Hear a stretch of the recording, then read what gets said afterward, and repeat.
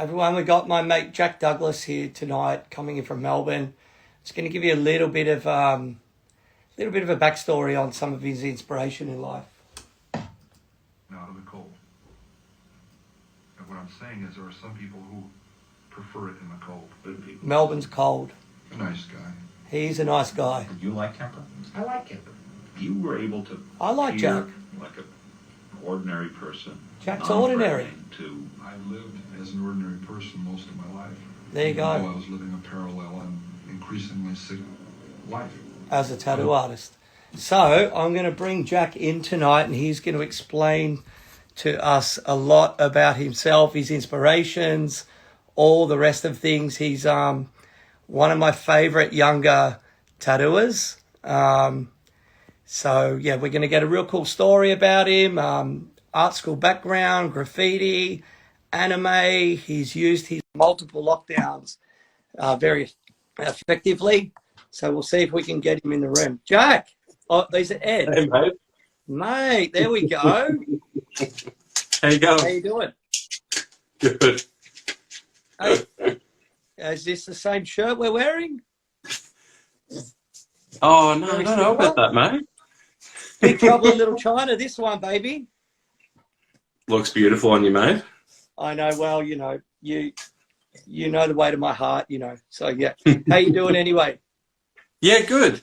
Yeah, Nice. everything's obviously, we're all in a weird situation, but it's a nice ocean to be in with everyone together.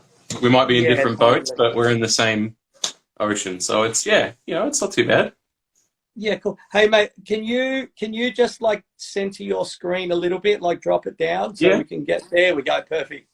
Yeah, it's like obviously throughout this series, I've chatted to quite a few people from Melbourne, and you're all like the world champions at it right now. So, it's one of those things, I guess. Yeah. Yeah. But there's two good catchphrases that have been new hashtags that are trending. One, let's do this. And two, we're in this together. I'm feeling very together right now. Yeah, we are. Thank God for the internet, man. Like, imagine having to go through this situation like, 100 years ago, that whole Spanish flu debacle. Like, it would have been brutal, man. Like, not knowing where your friends or family, how they're doing on the other side of the world or interstate, because you're relying on letters, I think we still get that split second of panic when we lose power. That when the moment that happens, 100%. everyone starts to freak out. Yep. And it's that lack of Wi-Fi. When we lose those bars, everyone starts to go wild. So it's it's definitely an interesting time. But yeah, like you were saying, we are very fortunate. I think we've got a lot of stuff up our sleeves with what we can do, the kind of support that's available to us. But I think obviously there's a lot going on in the world right now, and I think we're very fortunate to be where we're at in this country, and just in the general state of things. Technology, medicine, we've got so much at our disposal. I think, we've 100%. We've got a lot to be grateful for. Yeah, as soon as Elon brings out that Neuralink, man, I'm signing up. For someone who is still like a hunt and gatherer on the keyboard, man, as soon as I can think with a mainframe, the better. Yeah. Oh man, I think it's. If anyone's going to lead us there in the way I suppose the least threatening way, it's probably going to be Elon Musk. I mean, he did make a robot recently that you could still technically grapple with and be able to beat down. He made sure that it wasn't strong enough to defeat man because he was worried that it was going to become aware. So he's all over it. He's considering the negative possibilities straight off the bat. 100%. Actually, at the start of that paragraph or whatever you were saying, then my heart started racing. I thought you were going to refer to me. I think you'll get us there in different ways than Elon Musk, mate. I think you've got a bit more to offer than an imaginary currency, and mate, yeah. But we can create our own realities, and that's a beautiful thing. All right, so let's kick tonight off with one of the general, you've seen a few of these now and everything. So what was your first memory of tattoos in general? Like, where did you stumble across them? Was it an uncle or someone in the street, or what drew your attention to tattoos? In person was a tough one because I grew up in the eastern suburbs, probably about an hour on the train out of the city, so it was pretty detached from everything. We had, a few different cultures mixing, but it wasn't what you would expect, what you would call a melting pot per se. It was a very white neighborhood. There were rough types and there were like rough heads, but I guess we never really saw them as kids because we were so, we were so sheltered. But I think my early days were probably as a kid, skating was in its boom, lowbrow art was rising again, off the back end of like the acid comics from the 70s and stuff. We were having that big revival of sort of cartoon art and stuff like that. And so I think that sort of stuff really captured me because, I was going in and looking at local tattoo shops when I was maybe like 10 years old and just going in and going through all their flash books and stuff and just going nuts on it. Like I'd pester the staff there to let me stay. And it was actually, it's funny, it was Jeff Wilson's Body Language in Ringwood. That was the main shop that I used to go to. I got my first tattoo at Body Language and from Jeff. Oh, nice. Oh, very cool. Yeah, he wasn't around. I'm sure he would have probably chewed me out if I'd been, if he'd been, running the shop while I was in there. But luckily, it was just, it was probably like thinking about it now, looking back, probably would have been people like Craig Juice working there at the time. So that kind of era of tattooing. So the very early stages of what's considered, I guess, the black shirt crowd.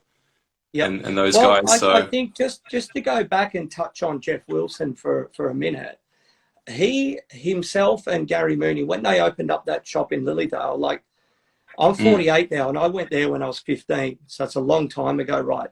They were some of the most progressive tattooers in Melbourne at the time. So I would like to think that I don't know if Jeff, mate, I was 15 when I went there. He didn't kick me out. He's a smart guy and a businessman. He did a hell of a lot for tattooing. So, a lot of good people have come through. He might have wow, this guy's one for the future. So, he's someone who's on my my wish list of somebody to interview one day because, he's quite withdrawn from the tattoo industry these days, but he played a major role in the development of Melbourne tattooing. So 100%. I feel like that unfortunately, obviously with Gary's passing as well, that means that we've lost another person that was from that era where things were moving from off the wall into custom work and large scale stuff and exploring and mixing styles. I mean, like looking at there's a guy that lives in my parents' area out in Heathmont, which is next to Ringwood, and he has a lot of old Colin Creed work and. The stuff that was winning comps because it was mixing like Polynesian ideas in with Western tattoos and then mixing that in with Oriental stuff. And there was really, people weren't doing that before these guys. So they kind of paved the way for what we look at as custom tattooing and illustrative tattooing now, because they started to look at what the rules were, look at stuff that might have been a little bit taboo at the time and just thought, fuck it, let's try breaking them. Let's push the boundaries and start blending this stuff together and see what happens.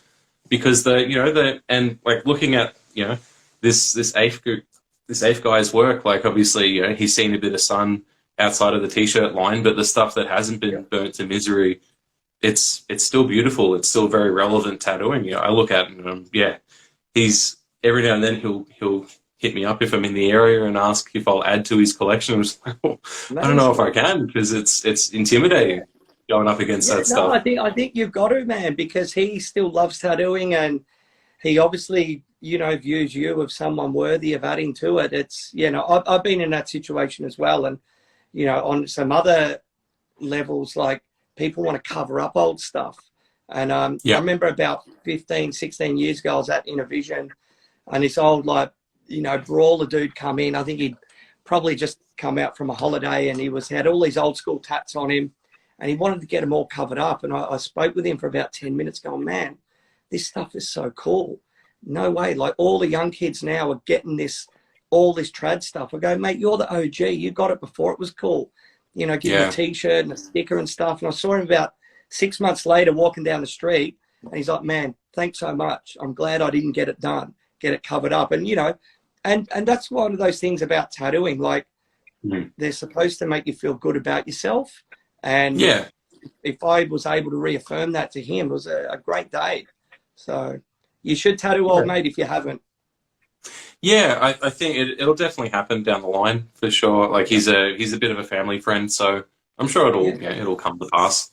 It's more just, you know, a lot of the guys from out that area, they want you to bring the equipment to them and do the do the dodgy thing. It's a totally different mindset, like rocking into the tattoo shop with a slab on your shoulder. Like, what do you mean I can't drink here? Like, but you know, but those guys like paved the way for what we're doing now. Yeah. You know, they were the real groundbreakers. You know, you've got the tattooers that were, but the customers that allowed them to get all of this heavy tattooing, you know, they're the guys that paved the way. Like, if you had sleeves in the 80s or 90s, people would like, you know, see you later. You know, but now it's like, oh, wow, man, cool colors. Who did that for you? It's like the barrier's been dropped.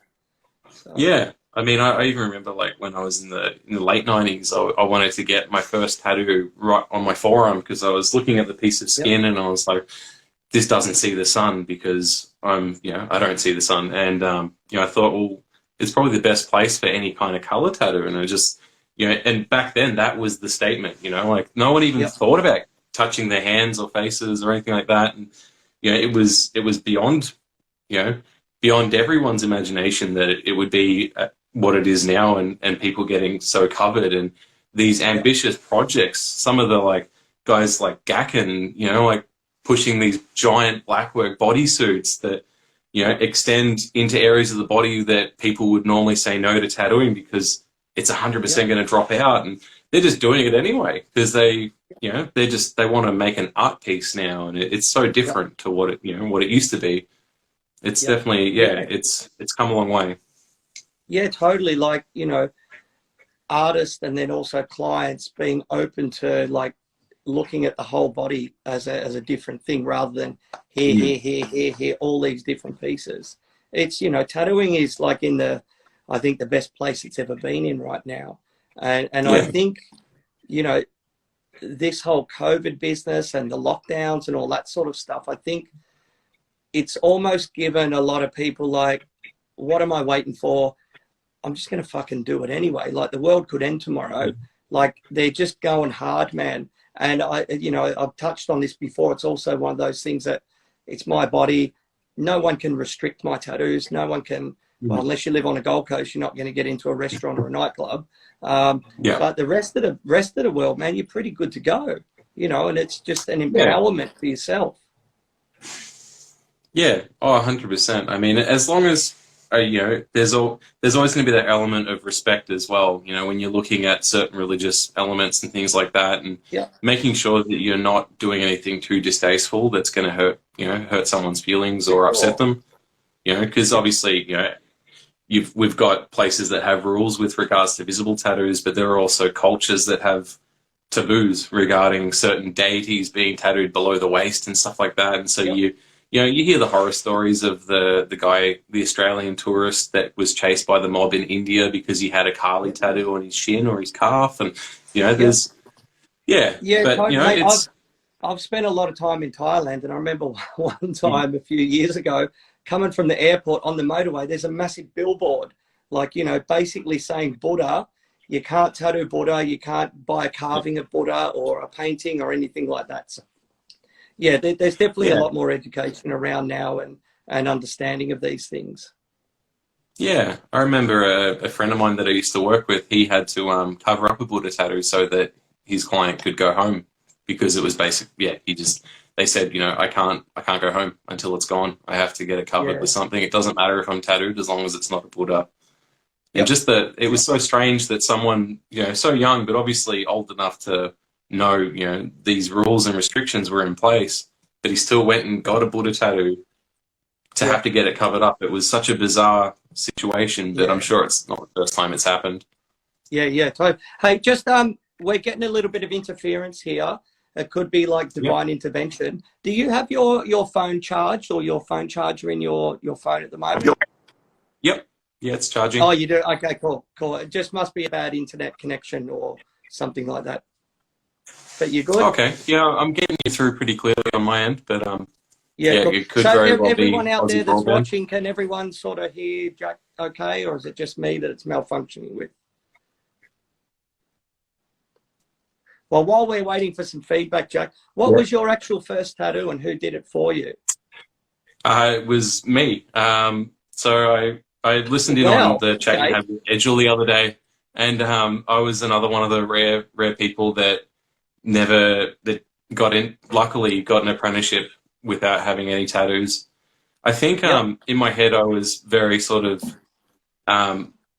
I always wanted them. I'd always wanted to be covered. I was obsessed, like I think, we were drip fed images of, the guys from Blink-182 that were tattooed, the people from Red Hot Chili Peppers that were covered in tattoos. Like, it was a cool thing to do. And I was obsessed from the get-go and I'd always wanted it. But I'd also, had this obsession with drawing and I thought, well, I want to design my own. And I had this weird ego thing tied into it. And I didn't really have that understanding that you had to, collect art from other artists. And that's what it was really about ultimately. And so that kind of led me to, I guess, be pretty hesitant. And so when I rocked up to shops with my portfolio and stuff like that, they'd look me up and down and just laugh me out. And, that's what it was. And I understand it, in their eyes, I wasn't committed to it. And in mine, it was just, I think holding off. That's just generational differences, generational understandings of what commitment is. My generation of commitment is irrelevant is what now, and is also irrelevant to when you were entering into the industry. So around that time, because I know you've got like an art school background, so were you obviously, it's obvious you're incredibly talented. So when you were doing that stuff back then, is that when you were going to tattoo studios, when you were in art school, or was it before that? I went into a lot when I was younger, and then it hit a point where I was going through high school and friends were asking me to design stuff for them for tattooing. And, I think I'd sort of known enough to, know, like what I'm doing isn't tattooable, what I'm drawing, what I'm painting. It's not there yet. It's not refined enough. And I was never happy with it. And so I went into studios and just talked to artists. And if I was lucky enough, they had a bit of time sometimes and they'd look at the drawings and they'd say, it's too sketchy, or it's not there, I'm happy to look at it and use it as reference. This is the line, I guess, that we give people now. But it isn't a finished art piece that's tattooable. So it needs to be refined. It needs to be changed. It needs to be made with that intent in mind. So it was something, I guess I was looking at it, but I came from a pretty sort of, white toast middle-class family. My mum's a teacher. My dad's a tradie, and they grew up in the time of bikies. And in their mind, the moment I entered the industry, I was going to become a criminal. And so it was a very sort of, it was a very backwards view with how things have changed. Sorry to butt in, but just quickly, like what you were saying now, you touched upon something really interesting, because you said that was the line that we say to customers now about them giving us artwork and that sort of stuff. So just back then when you were going into those studios, just out of curiosity, I'd like to know what studios they were and artists in general that were giving you a little bit more time than the rest, that would actually converse with you and that sort of thing. Yeah, well, it was pretty scattered. It only happened a couple of times, really. But one of them was at Tattoo Connection in Knox.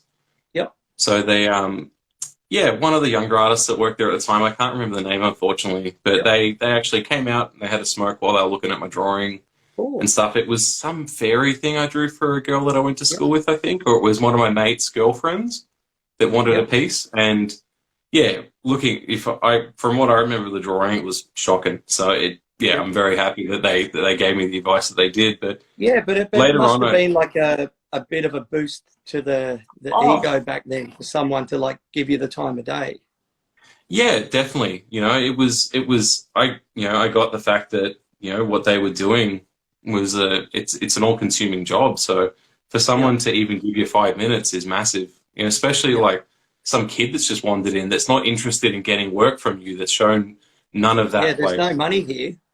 yeah, it's just literally a dumb kid that's in high school still showing a shitty sketch Yeah. of a fairy. It's nothing great, it's nothing interesting, but it's yeah, they gave me that time and that was really nice. And I Yeah. think I had a similar experience. I was traveling and I was living overseas after studying, and that was when I started talking to studios more seriously and actually Okay. building a proper portfolio and attempting to, I guess, turn what I was doing as personal artwork towards tattoo related imagery and starting to Yep. apply it in a way that had that in mind. So stuff that was outlined and shaded, with Yep. within, I guess, that having that same intent.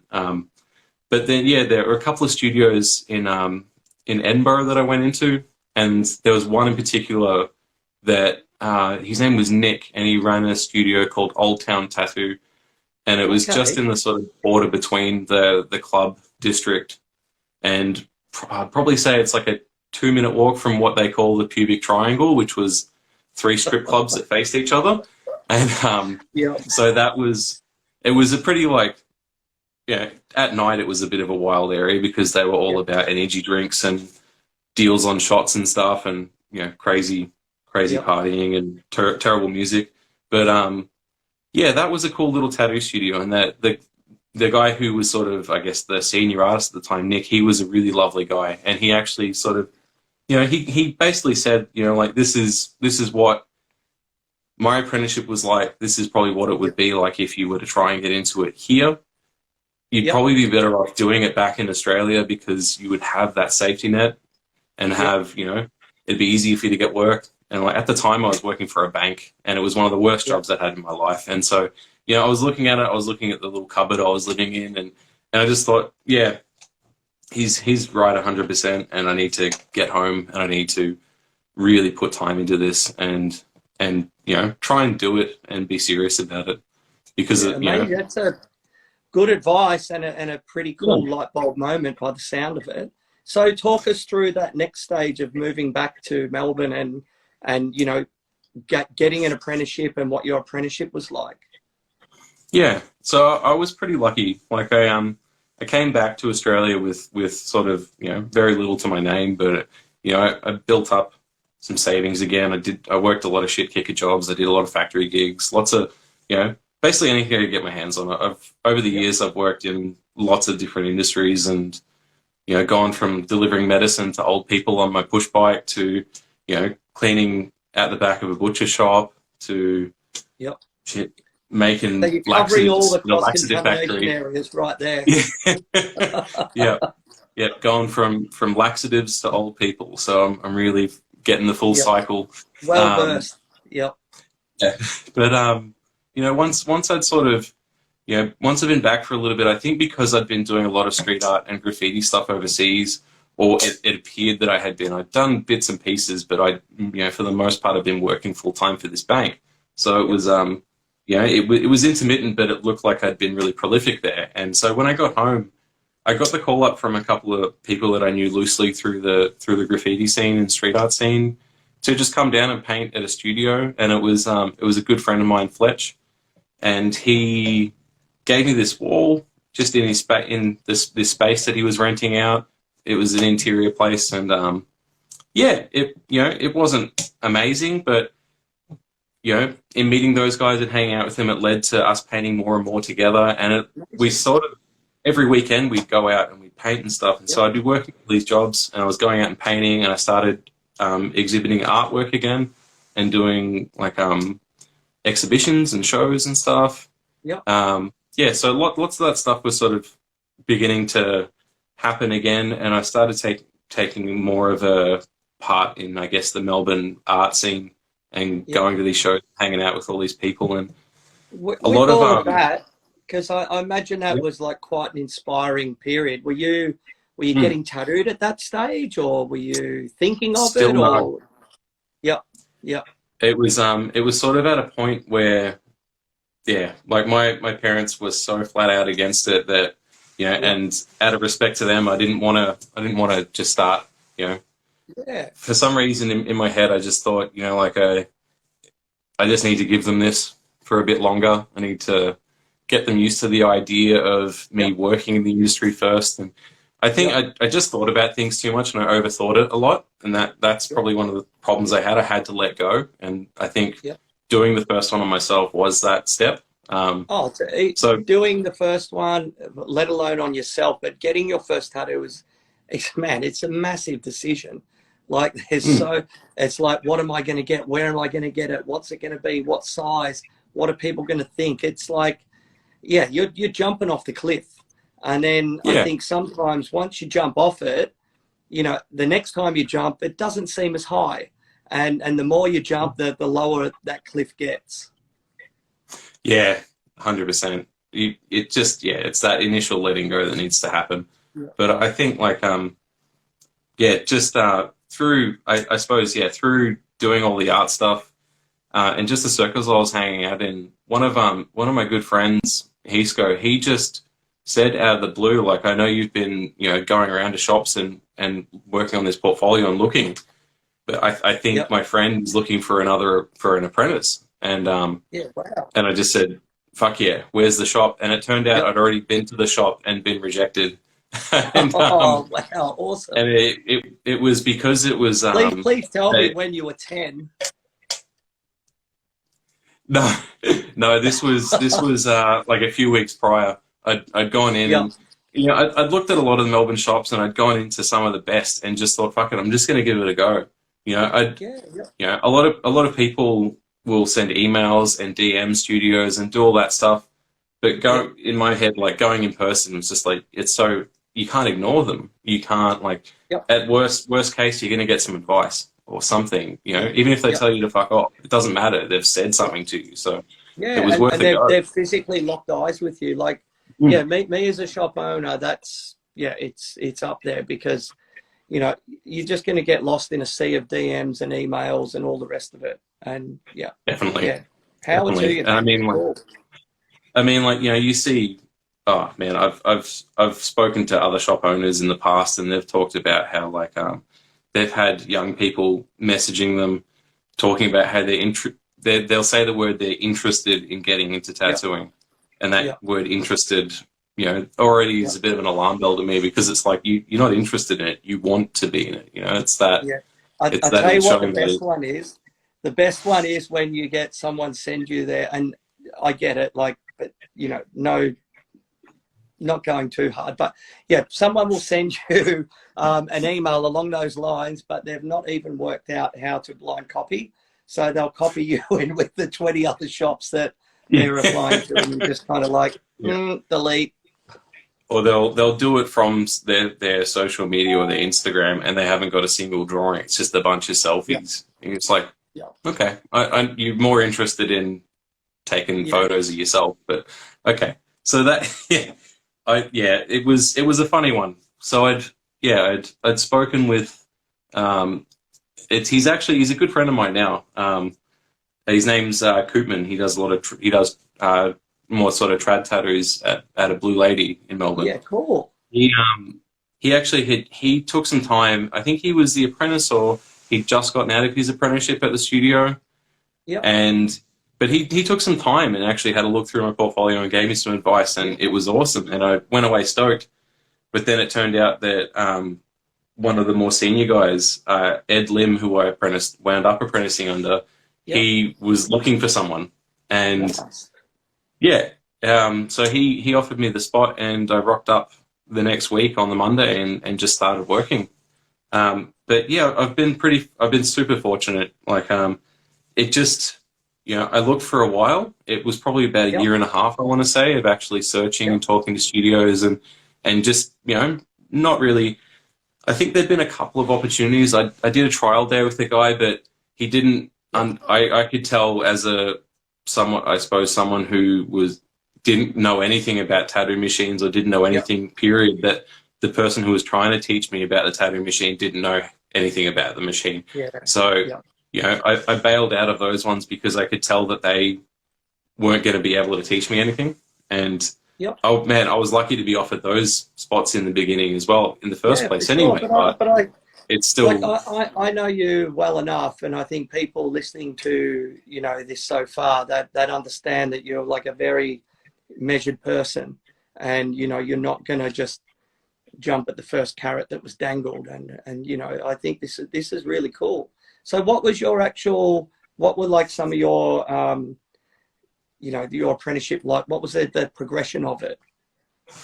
It was, you know, I suppose it was what you would say would be the genuine tail end of the old school apprenticeship, you know, because there was still, you know, your typical jobs like your cleaning, scrubbing tubes, you know, doing just the general like shop admin stuff, ripping paper towel, all the normal stuff, cleaning toilets, cleaning the floor, you know. But then at the same time, you know, like stuff. Yeah, but there were certain things that were missing. You know, I guess that was the hallmark, or I suppose the state of things that would tell you, I guess, that we were on the end of what was the traditional apprenticeship, which was, you know, we weren't making needles, we weren't doing things. You know, there was no pig skin. There was, you know, we were tattooing fruit for practice and stuff like that. So things were changing in a way, you know, that was, I guess, showing that machines were more accessible, needles were more accessible, mass production was happening. You know, we still technically had the old ProTac catalogs and stuff, but, you know, at the same time, old Brett Stewart had his website, you know, that looks like it's been upgraded now, but at the time it had looked like it had been made in the early 90s. And it's pretty slick these days. Yeah. You know, he's stepped it up big time. Yeah. I think he should be proud of it. It looks great. It's definitely it's definitely a lot better than what it was. So like you know, it was still traditional in the sense that I guess it was based around, you know, what I could do, and I was very lucky because, you know, Ed was a great teacher. He really, you know, when I needed advice on something, he would actually stop and show me things. He obviously, you know, as when you're a mentor, you know, you have to, I guess, you know, you have this responsibility, but at the same time, you're also a full-time tattooist, so you need to be able to do your work and teach. So that it's a big thing to shoulder. And man, I can't say how grateful I am. I honestly, like, it's he gave me an opportunity that a lot of people wouldn't, and so basically, Ed obviously saw something special in you, and like you mentioned there, it is a big commitment, and, you know, because obviously, you know, Ed doesn't want to just bring anyone in and just churn people out just for the money sort of thing. So, you know, you've got to, because it's a reflection of your character and yourself in the long run. So, you know, what were some of the first sort of tattoos you did, all the usual stuff? And it was a bit of a mix, because I guess, you know, he was trying to put me through the paces and trying to show me and share his knowledge of the fundamentals and going through, you know, really basic stuff. So starting out with trad designs, you know, looking at, you know, Burt Grimm, Sailor Jerry, you know, all like Percy Waters, all those guys, like all the old American crew, and just trying to, I guess, wrap my head around the basics of just line and shade and having like a balanced design. But at the same time, he gave me a really, by one token, I think it wasn't the best thing, because I had too long of a leash, and he let me get away with too much with, you know, because people were interested in getting stuff that was more of my personal artwork at the time. And yes and no. You know, he let me. Yeah. He let me sort of loose on some things that I probably wouldn't have tattooed going back. You know, I wasn't technically ready for a lot of the sort of stuff that I was trying to tackle. So he kind of threw me in the deep end in that respect, which I think it helped, because you need to learn by making these mistakes. 100%. And there's nothing worse. There's nothing worse than trying to jump the gun and literally ruining someone. like the shame, it's fucking brutal, man. Like I've done it a few times, probably more than a few, you know, in the younger era. And it's like, man, it's soul destroying. But I think you've got to pick yourself up and you regroup, and it's a big learning curve.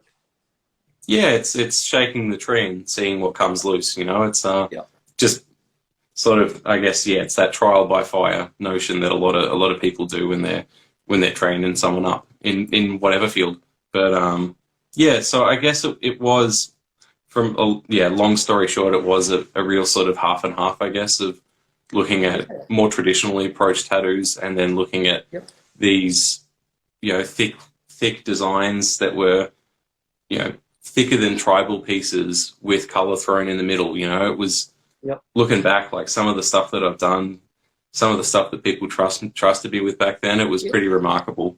But it was still, you know, like I still see them sometimes. People come back, or they're friends that I catch up with, and they're still in there. They're going to be a pain in the ass to get covered up, but they're in there. Yeah. So how long were you with Ed for, and you know, where were you looking? What was the studio called as well?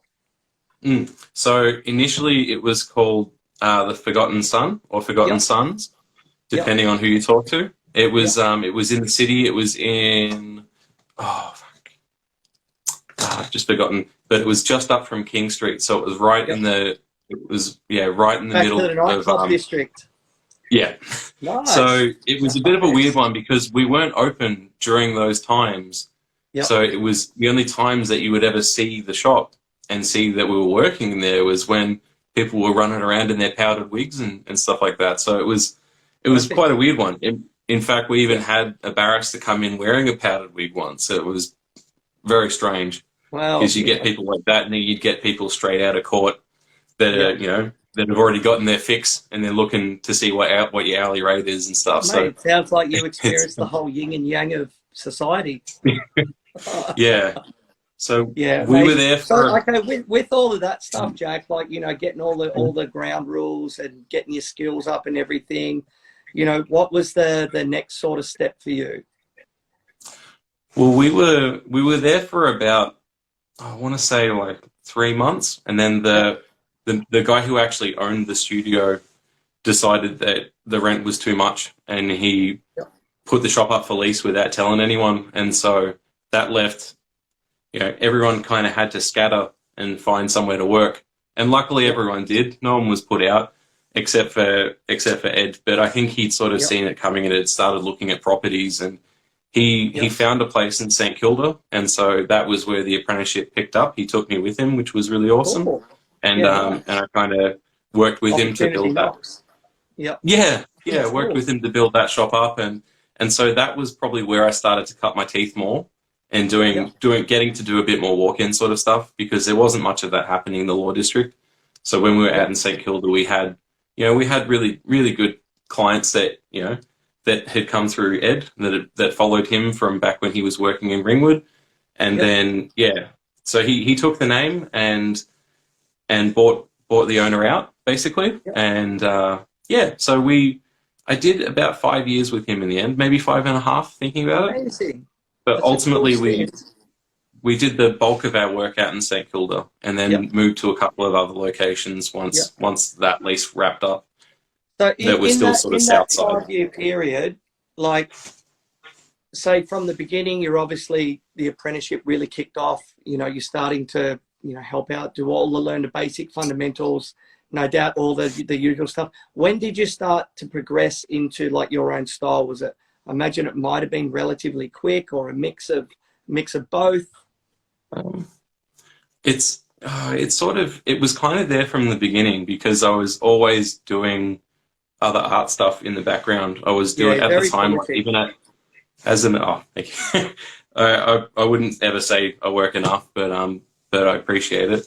But yeah, like, at the same time as doing the apprenticeship, I was taking part in this thing called Secret Wars that they wound up changing the name to Secret Walls due to a trademark snafu in the UK.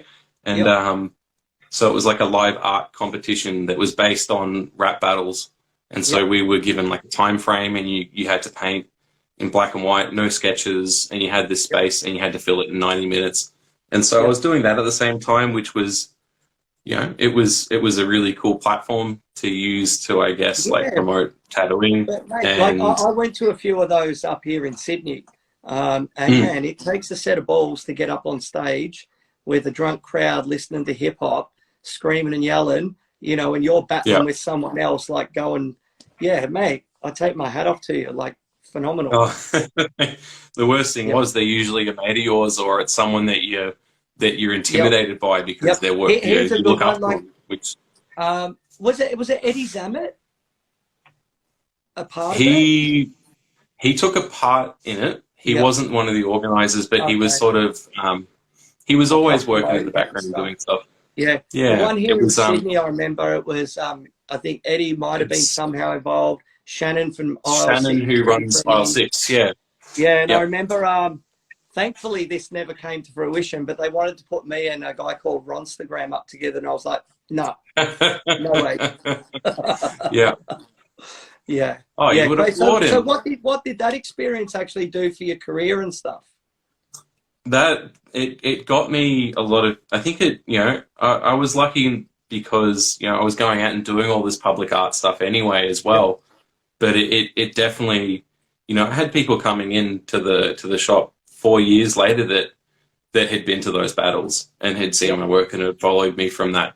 So it was like, I suppose, you know, we were in the dawn of Instagram where it really started to peak and really started to get an interest, you know, of art from the public and tattooing from the public as well. So, you know, because I was doing all these apprenticeship drawings, as well as doing these battles, as well as doing murals and all this stuff, it was this triple threat of things, of promotion, I guess. And so it definitely, like, it helped really push what I was doing and the stuff that I was drawing for fun. People were jumping on it because, you know, it's something that was probably not your standard tattoo imagery, and two, it was cheap because I was an apprentice. So it was, it definitely helped in the beginning. Yeah, amazing. And I think, and I think as well, like I followed a lot of new school guys from when I was younger through the MySpace era and all that sort of stuff as well. And a lot of those guys were, you know, at the time they were, you know, like Nick Baxter, you know, he started oil painting, and those guys just went off, you know, like a frog in a sock. It was just unbelievable the work that they were making. And he came to Melbourne at one point. Probably maybe the dawn of like the shared information and also education as well, because I'm pretty sure Nick Baxter did quite a few seminars and maybe even YouTube tutorials, this sort of thing, that really helped like go, you know, you can be more than just a tattoo artist. Like if you've got a secondary influence or third, whether it be graffiti or oil painting or watercolor, it's definitely going to benefit your career and you know, and draw in other people to you. Yeah, I think I've been pretty lucky, and in this, you know, where we live, we're so lucky. You know, we can get educated for free, or within reason. You know, we obviously, if we earn enough money, we have to pay that back. But you know, back in the 80s and 90s, you know, it was maybe like 1 in 100 artists were, you know, had done something before getting into tattooing. You know, and that was considered an edge. You know, and whereas now it's like everyone that's getting into the industry, they've spent 10 years studying illustration and animation. So they know they could tell you every part of the human anatomy and draw it from their mind, but then they can also do an incredible dragon tattoo. You know, it's so we are very fortunate now. Like there's so much stuff out there. I know from my generation, like people who had actual drawing ability, like if you could draw the human figure, or even if you could draw a horse or a hand, like you were like streets ahead of everyone else. You know, you didn't have to rely on the mass-produced flash that was available, you know, or you didn't have to do your own fake Photoshop of cutting it out and changing a claw and all this sort of, you know, high-tech stuff. So, yeah, it's definitely, you know, the education and the art skills have definitely helped push tattooing to where it is today. Yeah, Yeah, I think, it's become less of a trade, more of a For more of an sure. art form. Yep. They like it. I heard a really great thing the other day that was basically like they were talking about how that because everyone's jumped on rotaries in the past 10 years, and that's become the buzzword. It's Mm. people had to be a mechanic as well as be an artist at the same Yep. time in order to get a good coil machine running. Yep. Whereas now you just have a touch and go machine that's battery Yep. powered, and it's all these things that are between you and making a good tattoo. They're gone now. It's just Yep. you just have to make it. It's all about your artistic ability and your skills as a Yeah, technician, I 100%. suppose. Yeah, all the so-called craftsmanship that had a direct, correlation to the quality of the tattoo you did is, yeah, definitely it is gone. And this has been, and tattooing is not the only industry that's gone through this thing. It's inevitable. Yeah, But with that as yeah, well, it allows artists more time to dedicate to their artwork, and especially mm, those that do have a formal education, and even those that don't have a formal education, they can educate themselves off yeah, YouTube or tutorials or all this sort of stuff. Like, I come from a different era where, technology, like I remember the first computer game that came along was an Atari 2600. Like, yeah, the attention span that you had for that is nowhere near what you have for a computer game now, or technology now. The next thing that blew your mind was like Donkey Kong on a little flip up screen that you play on the way to school on the bus or whatever. But now, yeah, technology, good and bad, is so much more engaging. But if you yeah. can tap into the good part of it, man, the world is your oyster. Yeah, and I think like I do definitely think it's sad that a lot of the craft is not being forgotten necessarily because there are people like yourself that are keeping it alive, and I'm still hearing about people who are apprenticing even now that are being taught how to make needles themselves, and Yeah, yeah, yeah. and like one of the things that I got taught was when I wanted to get my first tattoo machine, I had to build it. Yep. I had to get a Amazing. kit and I had to solder it together and I had to make it work Yeah. and tune it properly, Yep. the I think it's a great thing, to show appreciation to that, Yeah. and It they're is still relevant 100%. tools. You can still use Yeah, them every 100%. day. I still use Yeah. them. Yeah, I yeah, don't yeah. just use rotaries, Yeah, like but yeah, like even with, obviously I love the history and all that sort of stuff, but I've got no, what's the word, like no ill feelings or views on any of the younger generation coming through and just adapting to the current platform of what tattooing is. Like my yeah, old mate Lal Hardy in the UK, he goes to me like, man, do you think if when Sailor Jerry was tattooing in the 60s and 70s, he had a lineup of sailors out the front. If someone came along and said, hey, mate, you don't have to make your needles anymore or mix your ink. I've got this stencil machine for you. I've got this other amazing machine that's going to make them up and down, left, right, whatever. Of course they would have taken it. So mm, if you can, all I hope for is people appreciate, both fields of it. And, it gives you a better grounding. And, I had it also put to me like, it's almost like if you're going to pick up an electric guitar today and you're going to mm, ignore that Jimi Hendrix existed, yeah, doesn't really work. So, you don't yeah, have to like know his whole career, but just have a basic understanding of it and it's going to benefit you, So yeah, yeah, it's good times all around. yeah, 100%. So with that, you're Mm, someone that, you've come up to the studio multiple times, and I've really enjoyed our friendship over the years, because if it wasn't for tattooing, I probably never would have come in contact with you, or someone like yourself from the younger generation.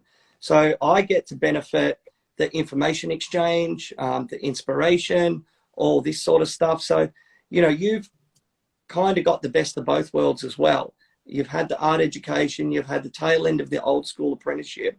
Remember you brought up that Numa, that new Numa that Carson, is it Carson mm, built? Yeah, like me and Cole, yeah, like, man, this thing is smooth. yeah, yeah. It's a wonderful machine. I think I think it's funny, like the exchange is definitely a two-way street. Like every time I come up, it's, you know, I come back to Melbourne buzzing. You know, the ideas that you guys have, the things that you guys are trying out, and you know, just getting to see everyone work and do their thing is super inspiring. You know, like it's definitely, it goes both ways. But it's funny, like you know, I still, you know, I may have had, I guess, an education I may have paid to be taught, but art school, I still had pretty mixed feelings on whether I'd call it an education or not, because it was quite a strange place. You know, like the people who start out in the drawing department wind up making video art pieces where they're chewing raw pieces of meat and crying, you know, like it's not, they had such a heavy focus on conceptual art that it felt like you weren't actually learning any technical skills. So ultimately, if I could offer, if anyone was listening that wanted to actually learn how to make art, do an illustration course, because they'll teach you how to apply your ideas. And that's, I guess that's like directly related to tattooing. Yeah. Well, I mean, like it got me here, and it was definitely a massive stepping stone, and I guess on the pathway to where I'm at now and where I'm heading. And I'd do it again if I had the opportunity to. Like, I definitely don't disagree with the time that I spent there. It gave me a studio space. It gave me all of this time to make stuff, and it was great. And I explored a lot, and you know, there was a lot of teachers. Yeah, I think you're still reaping the benefits of that. Like Feezy that works at the studio, he comes from, you know, like a graffiti background. He went to art school later in life, and I remember talking to him, going like, "What did you get from it? Like, what did you learn? Blah blah blah." And he's like, "I actually don't really know." You know, he couldn't put a finger on it, but it's definitely benefited him. You know, and someone from the outside looking in, you know, you almost look in quite envious, because it gives you, like you just said, that time, that freedom to think and try and work things out. And, you know, it's a good thing. And I think that would be fair to say these days, the majority of people entering tattooing have some form of formal art training, which, you know, is a good thing. Yeah. I mean, it might be that they weren't like myself. They might not have been sure of how they were going to try and make a career out of it at the time. They might not have thought, like, I didn't think I was going to be good enough to be a tattooist. I didn't think I had the drawing skill or the ability. And, you know, I just thought, fuck it. I just want to learn how to do it better, at least. You know, it wasn't a possibility when I enrolled in school. You know, it was a little pipe dream, I guess. So, you know, I might not have, I guess, picked up, you know, all the rendering skills that I could have and things like that. But yeah, it definitely, there were benefits for sure. Yeah. Okay, exactly. So with all of that stuff, with Ed, after your time in St Kilda, what was the next stepping stone? It was Corpus tattoo. So I did a little bit of traveling, and then when I got back from my trip, I'd met Steve Cross through exhibiting briefly, and then we actually spoke properly when I started doing Secret Walls, because he was in the series that I was a part of, and he had always been kind of standoffish when it came to talking about tattoos and stuff, because he knew, you know, he must have either heard or sensed that I was interested in being a part of the industry, he definitely, you know, was this invisible wall would come up whenever we talk. So, you know, that was fine. I understood. Like, I wasn't looking to him for a handout or anything like that. And so we just we kept in touch over the years and become friends, and just loosely through, I guess, just catching up, having dinners, meeting up at exhibitions and stuff. I think he'd sort of caught wind that, you know, I was sort of reaching a point where I was at, where I wanted to learn more, and I wanted to, you know, experience more. And I suppose, I think I was looking for not a re-apprenticeship, but I wanted and you know, I tuning wanted or to get, uni. yeah, I wanted to get mentored. You know, I wanted to learn more and upskill and get better. And I think, you know, in my mind, you know, that was one of the studios where it would happen. And I'd always Yeah. wanted to work there when I was younger. You know, Yep. it was yeah, so many different styles, so many heavy hitters in one space, and so much great artwork in general, because they weren't just tattooing, they were painting, they were doing all this other stuff outside of it, not just including Steve, Yep. who was you know, at the time, he's an absolute powerhouse. He was doing all this different Yeah. stuff in one, you know, all the album cover artwork, all the mural work, all the, yeah, just everything. I think he was going So to it was- Europe regularly, all this sort of stuff. Like, yeah, just all consumed. Yeah, 100%. So that, yeah, he just sort of said, "Do you want to get a coffee?" And then out of nowhere, he just said, "Yeah, there's a spot here if you want it." I think at the time, Alvaro was leaving, Benny had left. Yep. So Tennille was gone, Claire had left and started Hot Copper. So there were some openings, and they'd all been sort of filled, and I didn't think there was room. And so I'd sort of lost hope, you know, like I did throw my name into the hat when they advertised for Yep. new artists, and just hadn't heard anything, and just thought, yeah, that's cool, you know, it is what it is. And then when that happened, so I seized the opportunity and jumped on it, and wound up working there for only 2 years in the end. I think it sort of, yeah, you know, like You did I your wanted to- MBA there. yeah, I guess like working with Steve, I learned a lot, and the guys that were working there at the time were still incredible artists. It was definitely like ultimately a really positive experience.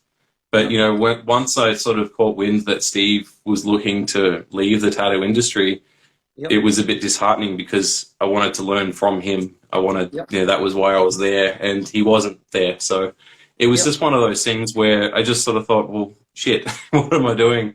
You know, I wanted to, you know, I wanted to keep sort of learning and keep progressing and keep trying to, yeah, find new ways to keep it interesting and to expand on what I had already. And I I've think been, that's the eternal battle for any artist in any medium. You know, one of the things I love about you is like looking at, you know, what you've done in the lockdowns. Like, you know, myself personally, like I've always looked throughout my career for the mentor or the guy or this, that, or the other. Like I've been fortunate. I've had a lot of really good help by people that I've not actually worked in a studio with.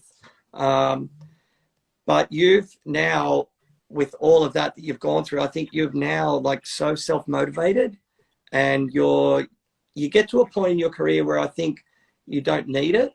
You just, something just inherently clicks and you're just off and you're doing your thing. Would you recognize that in yourself? Even I do, even if you don't. I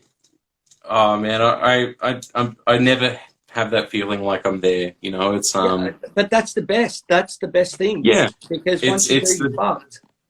Yeah, it's the double-edged sword. You know, where you measure yourself against not only your peers but people that you see as above you. Yeah. And so having that, you know, I think one of the best things I heard a while back was that you should treat it as a guiding light, not something to measure yourself against. Because 100%. if you know, like I'm looking at people like Steve Moore and Teresa Sharp and Adrian Lee, and then looking at the Japanese realm, you know, you've got Bill Canales in America, you've got all these people that are producing this stunning work, and just like, well, yeah, of course they're better than you. They've got, you know, 10 to 30 to 40 to 50 years on you, you know, like it's about experience. And so I think there's a part of me that accepts that, you know, like I can teach myself a lot. I can just keep pushing and practice and try and do the self-motivation thing, or you know, it is. like, I think I still, definitely.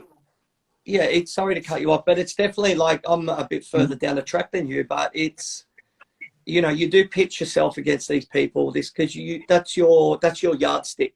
But then there comes a period of time where that's all merges into one, and you realize it's just you. You know, it's you against you. Yeah.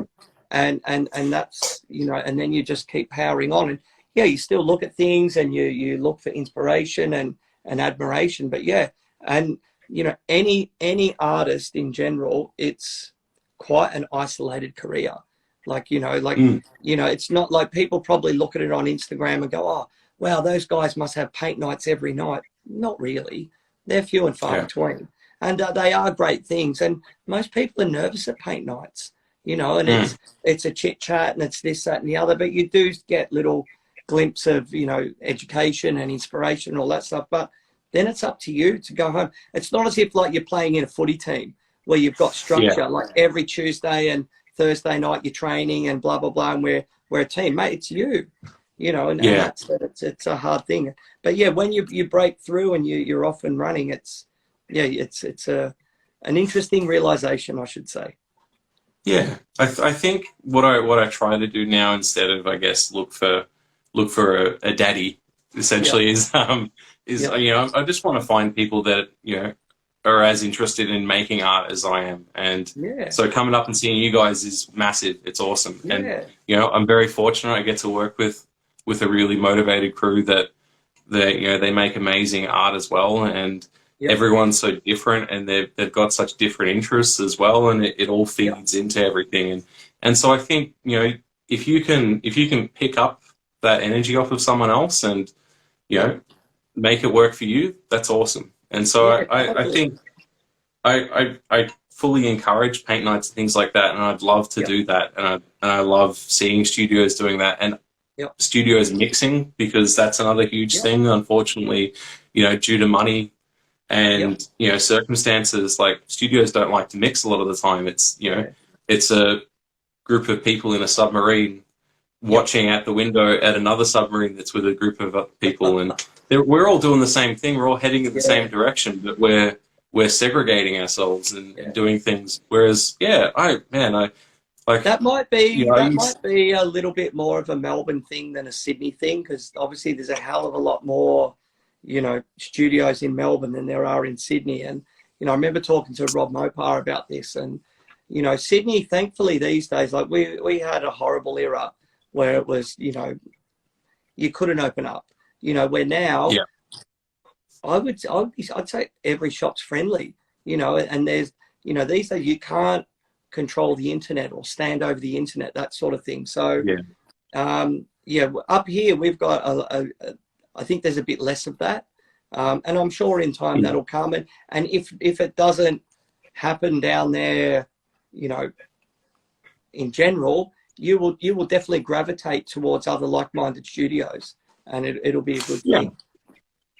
Yeah, like we're pretty lucky. Like I'm not a crazy social person. You've probably seen them, you know, times when I'm pretty quiet and tend to shut off and just focus on the work. And 100%. I think there are a lot of people in the industry that do the same. You know, they put their head down and they do the work. And in doing so, they forget that there's other stuff out there. You know, you could go out and have a few beers and do some drawing, or you know, you could do a paint night and go to a life drawing class together and meet other tattooists there. And it's definitely. It's going to happen, and it will hopefully keep happening. It's just a matter of people finding each other, like you said. Yeah, cool. So okay, let's talk about, like, you know, you guys have endured, I think you guys are the world champions now with lockdowns. Like, last lockdown you like branched out in doing some of these crazy sculptures and stuff. Like, tell us a little bit about that and what brought that on. So I'd been pretty obsessed with making sculptures and making characters, and I guess trying to bring things to life that I'd drawn. And I don't know, I think I've always been interested in it. Looking at like the you know, classical artists, you know, they used to say that drawing was one step, then you went to painting, then you went to sculpting. If you could sculpt, then is there you not, were like, the best. Is the iPad not in the middle between painting and sculpture? I think the iPad is the training wheels that you put on to get you there, and the wheels have fallen off for me, mate. I'm terrible I on all remember fronts. you actually saying that, and it does ring true, you know. Yeah, So, yeah. I think they're incredible tools, but they're also it's a very easy excuse to cheat and to Yeah. half-ass stuff. Whereas, you know, if you're drawing something, you're actually putting everything into it. And yeah, I've tried to. Unfortunately, yeah, like a lot of the stuff I do is fan-based work in tattooing, so that has, you know, I have a tendency, I need to use it, and it is an amazing tool for that.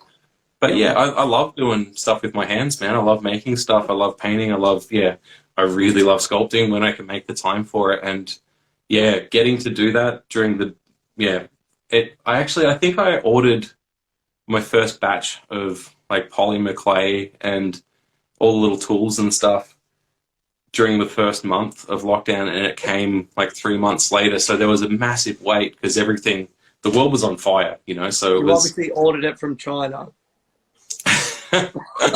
Oh, mate, who knows? Jeffrey Bezos only, I think. But yeah, when it finally arrived, I just dropped everything. Like I think I tried teaching myself a bit of oil painting.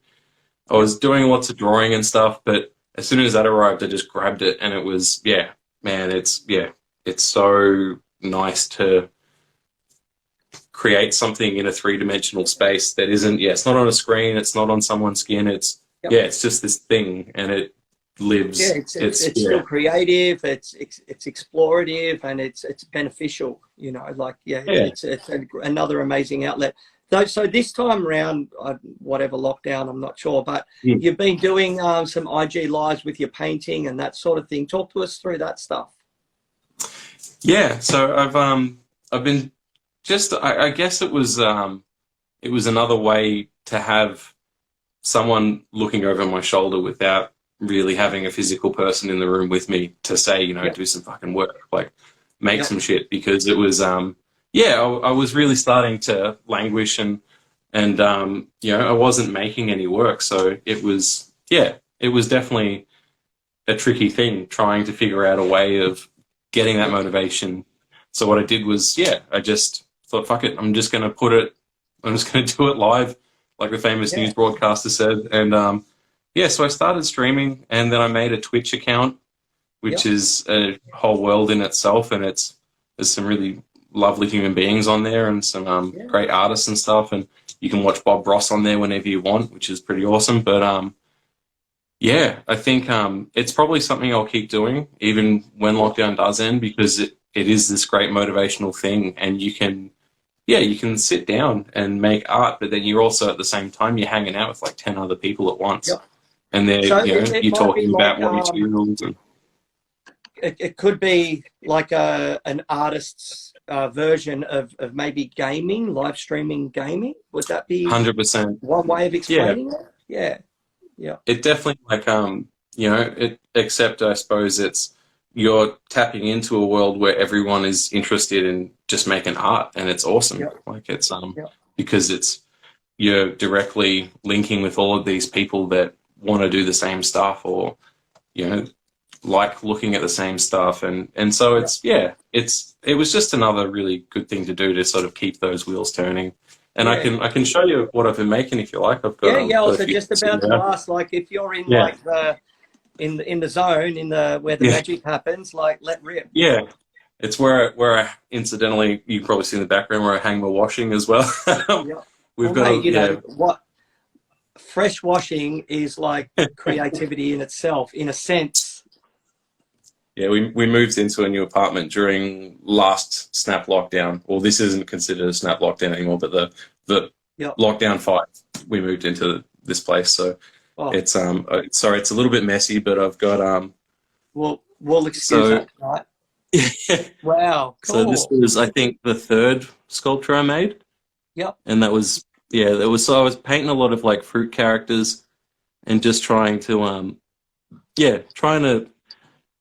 not necessarily make symmetrical pieces. Yep. And then this was meant to be Widget. Yep. The puppy that was on the start of the chat. That was a bit of fun, that one. But still learning. This was the first one I made, actually. And I've repainted it and repaired it 3 times now. So it's definitely a trial and error, and I'm I definitely don't know enough to be happy. So Yep. long way to go, and I'm very excited to, keep going with it. Yeah, But well, mate, in all honesty, after like today's news, I would imagine by lockdown 12 or 13, I think you definitely will have nailed it. yeah, yeah. Give me another few years with curfew, and Yeah, it'll yeah, be yeah. sweet. Yeah. But So yeah, these are super cool as well. Talk us through. They oh, they thank meant you. cleavers or Yeah. hatchets? So these are cleavers, and Yeah. got myself a Dremel, so I've been carving stuff into the handles as well, Nice. and just doing a lot of like pop culture and anime themed pieces. There's another Yep. sculpture that I broke in our move, so the arms come off and Yep. everything's broken, but it was Hey, a Jack, I hate little to do it. slap. I've got to go to the toilet for 1 minute. I'm going to be super quick. So you just keep rolling and talking, and I'll be back Yeah. straight away. Easy, mate.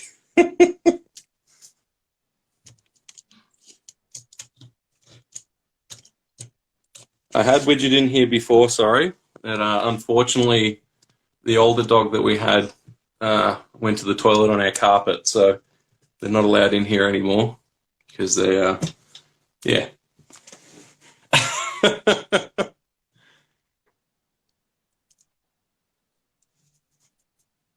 Ask away.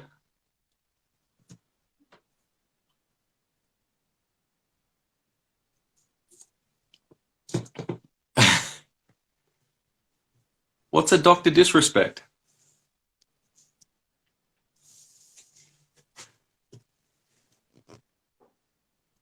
All right, so these were the other art pieces that I made during the past few weeks as well. Whoop. There we go.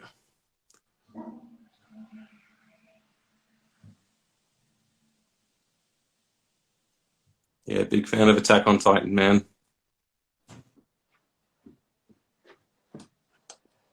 Sorry, mate, I'm back. Look who I found Oh, lurking good. around the toilet. George! There he is. The beast. Yeah, cool. So these ones here, what are you doing? What are you doing there? Like, what mediums are you using? So these are all done with Prismacolor pencils mainly, and then going Yep. in later on with acrylic paints and inks and stuff, and just kind of refining or filling in the backgrounds. Yeah, so mostly pencils, but they're yeah. I guess the idea with these was I've been doing a lot of stuff that was straight from source artwork and stuff, and I just wanted to try and push my personal work a little bit and try and branch out and change the style up a bit, and yeah, I don't know, just try and draw and paint stuff without having I need to get this done by Friday because I've got to tattoo it on Saturday, that mentality. So just starting with a random idea and just running with it. Yep. So let's talk about your tattooing for a minute, because you're an incredibly versatile artist. When you've been at Little Tokyo, you've done anything from anime style tattooing, Japanese tattooing, like walk-in tattooing, throw your walk-in, you're like, yep, sweet, blah, blah, blah. If you had, like for me, if I had a dream client said, hey, I've got an arm or I've got two arms, do whatever you want, I would instantly go to water. I just wanted to do two water sleeves. Not because it's easy, it's far from easy, or not because it's simple, but I'd see it as incredibly challenging. So say someone came to you and went, hey man, here's a free arm, like what would you want to do? What sort of style? Oh. And if they gave you a bit of input, like, I guess the problem is now is that I want to do so much at any given moment. And so there isn't necessarily a set subject matter or style now. Like, like I jump at the chance to do anything remotely traditional Japanese because I'm obsessed with it. And you guys have, whether you like it or not, you're fueling that. Yeah, amazing. And it's like I've gotten to do bits and pieces of it over the years, but I've never sort of zeroed in on a particular era, because I know that when you talk about Japanese tattooing, you're talking in decades and periods. So looking at 80s style stuff. I think that's probably directly related to one, my ability, and two, the exposure that I've had to it. that made that impact to me initially, from an era like way before, the internet and YouTube and that sort of stuff. Like yourself, like my career has been, I've been a street shop tattooer for 15 odd years, jack of all trades, master of none. Now I'm trying to master one. But, someone like yourself, I'm quite envious of being able to like swap through different things. And I think as an artist, it's, especially as a younger artist, it's, a potentially more explorative and fulfilling career, because you've got the education and the skill set and the exposure to be able to jump in and out of things a lot more easily than people my generation and older do. So, I think, with what you're doing, it's amazing. Yeah. Oh man, I'm very spoiled. I've been spoiled for a long time, and it doesn't seem like it's looking to end anytime soon. I mean, aside from, current situation. Yeah. But yeah, man, like it's definitely a double-edged sword having that, like, that ability to be able to push different styles and have clients that are so trusting, which is amazing. It's incredible. But it's also a terrifying process, because at any given moment you're switching into something that, I've barely scratched the surface of Japanese tattooing, and I'm terrified every time. I'm going to dumb it down for you right now, just to calm your nerves when these things happen. Like, look at what you just took us through. Like, you are able to switch through sculpture to painting on a hatchet to painting those other amazing pieces. Tattooing is no different, and your technical ability is second to none. So I think you're being able to adapt between the 2 or 3 or 4 of them, will just end up becoming effortless over the years ahead. I hope so. I hope that it does get to a point where I feel a bit more comfortable doing it. Yeah. But I think it's a tricky one. You've got to have your finger on the pulse all the time and try and really stay up to date with what's happening and be able to put that time into studying and doing it properly, because that, tattooing deserves that time, it deserves that study. Yeah. I just want to, a more tattoos has been dropping some comments. I do have an alter ego, and I do have an OnlyFans, and I definitely take voice requests. Like, if you give me a script, I'll slowly talk it, and however you want me to.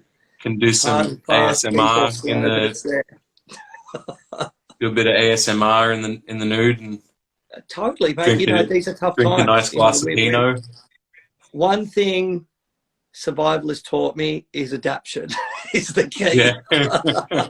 So, but in all honesty, right? Okay. So, how have you found, like, say, pre-lockdowns to now? Have you found with what you've been doing and what you've been producing and showing has helped, like, your level of bookings or your customer base, that sort of thing?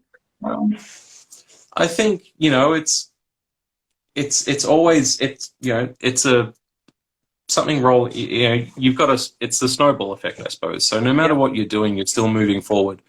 And if you pick stuff up along the way, great. If you don't, you're still moving forward. So I think, in over the past maybe 2 years, especially, I've definitely noticed that working with Jesse, who owns the studio currently that we're moving into taking over.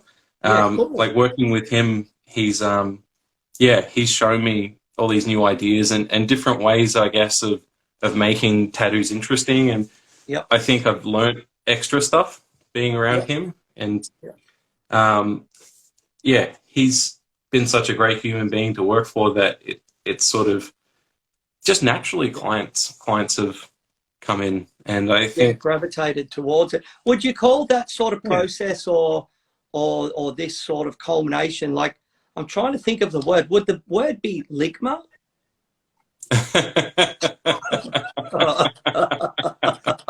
So the 2 guys that are commenting I work with them.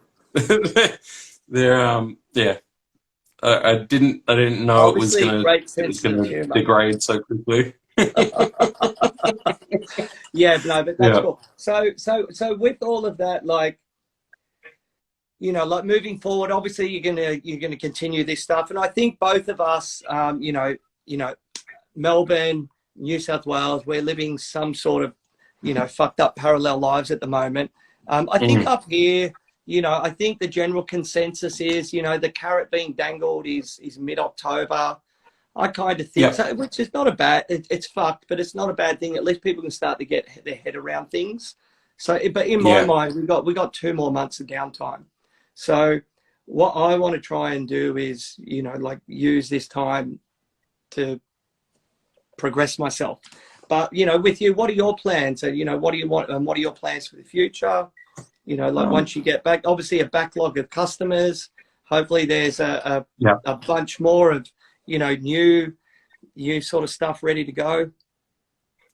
Yeah. Oh man, like even before this last lockdown hit, there were a few projects sitting there, like clients that are waiting, and they're obviously still waiting now. That I'm gagging to go for. Like, there's some amazing stuff I'm really excited to jump into. But I think like looking down the barrel of this lockdown being extended further and further, and not having that timeline in place for us, I think I'm just going to keep trying to make art. I've got some more clays to play with. I've got some painting, sculpting, things that I want to make. I'm going to just try and be as productive as I can in the time that we've got. But yeah, ultimately, I think like going back to once we can start to return to normalcy and things open up again, I'll be throwing myself into the shop, but still trying to be fair to my partner and our dogs, and like give everything the time it deserves. Because it's hard to have a work-life balance, and it's incredibly important. So where can we if people want to book in with you, what's the best way? Like, do you have a website, or is it best through your Instagram, or is it best through your like Ligma account? Like, what's the best way to do so? I've got an assistant named Naked Martin, and he takes a lot of my Yeah, inquiries. I know Martin. He's a cool dude. Yeah. He's done a lot of my. I get him to a lot of my friends' birthday videos. Yeah. No, I finally, when the first lockdown hit, I actually got off my ass and I set up a website. Like, you guys inspired me to actually do it properly, and cool. I got a friend to help make one for me, and so I've got a booking form on my site. It basically just sends a detailed email. You can upload images of the body part that you want tattooed. You can add reference images. Everything's there. If people provide as much information as possible. Oh, mate, I think are those images of Martin's body parts? One could only hope. I've tried to sort of put a disclaimer up saying like only include photos if you're comfortable, because not everyone's as comfortable as Naked Martin. But having that form has been a lifesaver both for me and clientele, because it gets you on the same page so much faster. Especially when you're dealing with fan-based work, like a lot of the anime pieces and that sort of stuff, things are very specific, and you probably people don't are need fanatical about it. Consultation. If someone's fanatical about it to get it tattooed, if they're that much of a fan, then you've got to do it right. So I'm very happy to have that form system set up, because it's an absolute lifesaver, and it's a massive saver in terms of time. I think just touching on that briefly, I think one of the things that's going to happen more and more will be, all of this direct online booking system stuff, but also like I've done a few of them, this lockdown, like FaceTime consultations. But one of the first sort of tattooers I've seen from my generation is a guy called Adam Kraft in New Zealand.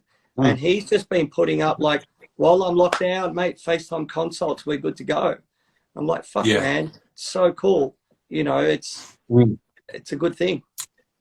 Yeah, I had a couple of clients suggest doing it, but for me personally, like, man, I'm so scatterbrained with all the different things that I'm trying to make at any given moment. That if I have a consult and it's not for a tattoo I'm doing that month, then I'm going to forget some pretty serious shit, and it's not going to come off good because I'm going to ask them what we're doing when they come in, and it's going to be really embarrassing. So it's I want to do that stuff. I want to stay in touch with my clients and keep that dialogue happening. But at the same time, when your head isn't in the game, it's not in the game. You've got to, you know, it's just tricky. Like I would love to. Oh, George, I'd love to be able to. Look, there's the headlock, the figure 4 headlock down for the count. You got to bag him up. Oh, mate. Yeah. Don't worry, you'll get me back later. You'll fucking scratch my eyeballs out. Yeah. Oh man. Yeah. I love the idea of doing the FaceTime consult thing, but I don't know. But we might have to do that when we come back because that might be. You know, I've already ordered a might couple not be of able hazmat to. suits and the whole rest of it. You know, it's going to happen. So So, I mean, where can what's the best way for people to contact you? Through that website? Obviously. Yeah, it's definitely the best way. I used to have about 5 different channels of communication open, and people could contact me anytime they wanted, and they did, and it was nuts, and I'd forget, and it's literally just the form, and then that way we can. It all goes into my email, and that way. Everything's there, and I can go back to it and reference it, and I can make sure that I reply to people and stay on top of it properly because, the DM thing it's just too wishy-washy for me. Too slippery, I feel like it. Yeah, definitely. Like it, cool. Especially like the apps just aren't there yet. Like you try and name search someone, and they've got a username called Love Footy and Love Me Mates. Like, how am I going to find that guy again? I mean, he's got an amazing username, platform, but mate. yeah. So, but with all that as well, like obviously, you do you at the moment, like, do you have any merch for sale, like any prints or T-shirts or originals, that sort of thing?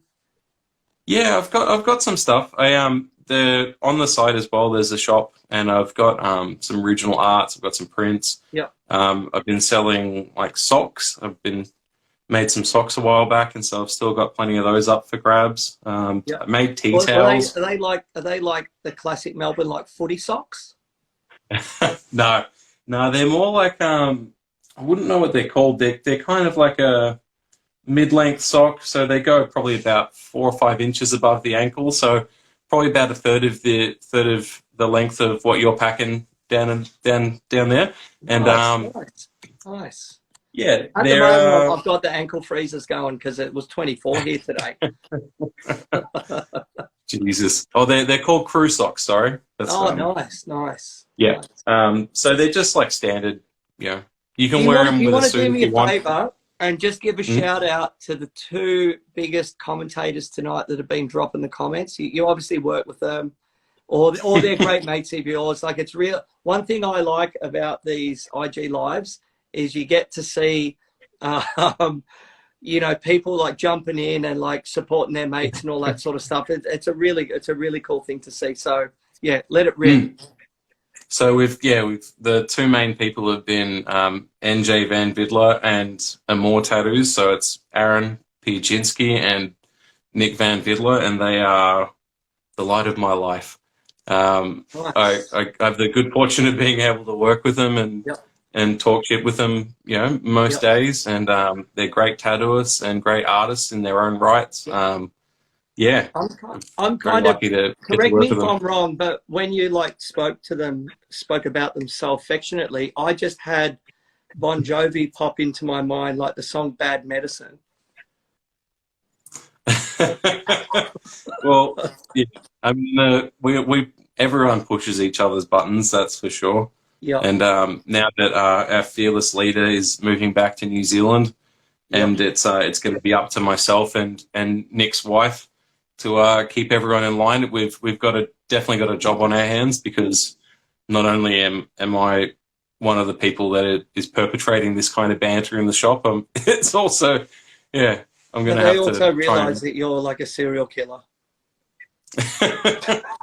Oh, they're they're pretty well aware. Yeah, a couple of them listen to true crime podcasts, and they've seen me around. They've seen my dad. Yep. Mate, all right. Well, mate, we've gone way over time tonight, Jack. I just want to say thank you so much, mate. I've really enjoyed our friendship over the years.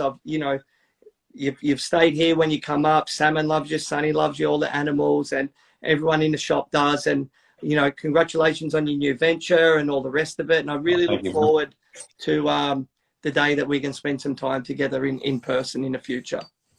Oh, mate, very much. I miss you guys a lot, so very much looking forward to it. Thank you. Yeah, and thank you so much for having me.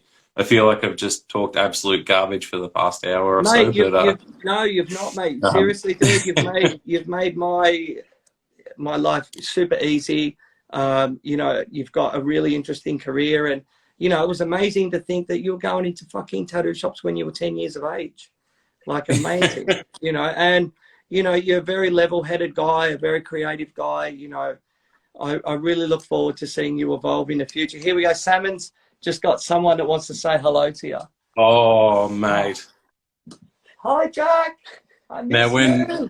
When I said that Aaron and Nick were the lights of my life, I was lying, because that is the light of my life right there. Give Sonny the headlock. All right, mate. I love you. I'm out of here. See ya. Love you too, man. Thanks for having me. Thanks so much. See you guys.